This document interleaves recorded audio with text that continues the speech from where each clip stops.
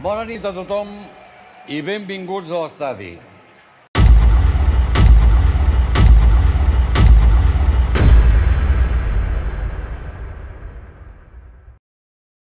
Déu vos guard, bros. Tercer aniversari del canal i quarta quaresma. Per tant, toca bunyols. N'hem fet de l'Empordà, de vent i de bacallà. Avui us porto uns bunyols de Nutella, que són una bomba. Pura pornografia.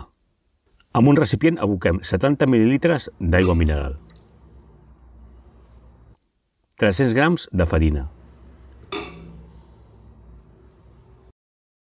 mig sobre d'impulsor químic, sí, un Royal, 120 grams de sucre blanc, una cullerada de mel. La mel ens ajudarà a caramelitzar el bunyol per fora, que agafi un to daurat. I 5 ous de gallina. Treballarem 5 minuts amb el Turnix, fins a obtindre aquesta massa, que és gairebé una tèmpora. Ho deixarem reposar amb un recipient més petit i a temperatura ambient. Ara traurem la Nutella de la nevera. Té que estar el suficientment dura perquè la puguem manipular una mica. En 2 culleradetes o el que us sembli, anem fent boletes, absolutament irregulars, que anirem posant en una safata amb paper de forn. No les feu molt grans.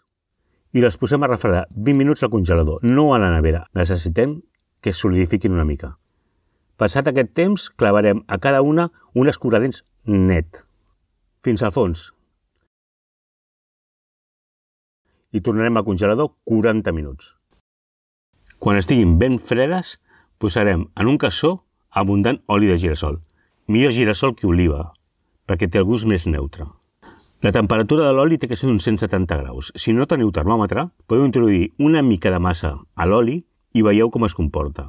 Si noteu que es comença a fregir i a solidificar, com un xurro, ja ho teniu. L'oli mai té que fumejar. En el moment que fumegi, pareu la cocció. Banyem la Nutella a la massa ajudats de l'escuradents. Té que quedar 100% rebossada. Si no, quan entrés en contacte amb l'oli, sortiria la xocolata. Traiem l'excés de massa i fregim a l'oli. Molt poca estona, ni un minut. Veureu que de seguida comencen a flotar.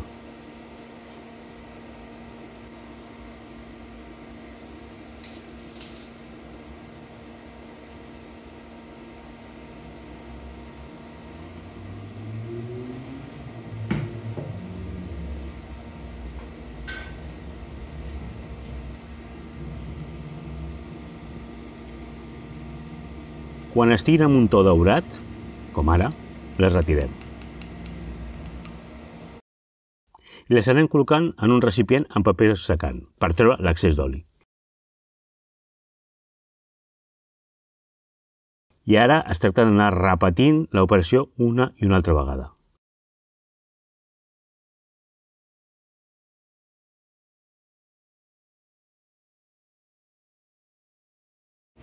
No en feu mai més de 3 o 4 a l'hora. Penseu que es cremen molt ràpid. Un cop fregits tots els bunyols, cal treure amb molta cura els escuradents.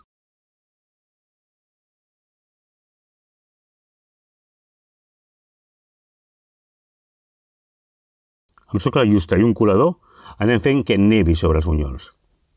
Si no us agrada que es vegi el forat d'on hem tret l'escuradents, els hi podem donar la volta, com jo he acabat fent al final. Tranquils que encara que li doneu la volta, la Nutella no sortirà. Bé, ja ho tenim. Ha sigut fàcil, no? Són els bunyols més fàcils que fem mai. Mireu el resultat. Una autèntica bomba. Si us ha agradat el vídeo, us demanaria un like i que us subscriviu al canal. Cal recolzar els 4 que fem vídeos a la plataforma en català, perquè si no acabarem desapareixent i no hi haurà català al YouTube. Cuineu i cuideu-vos.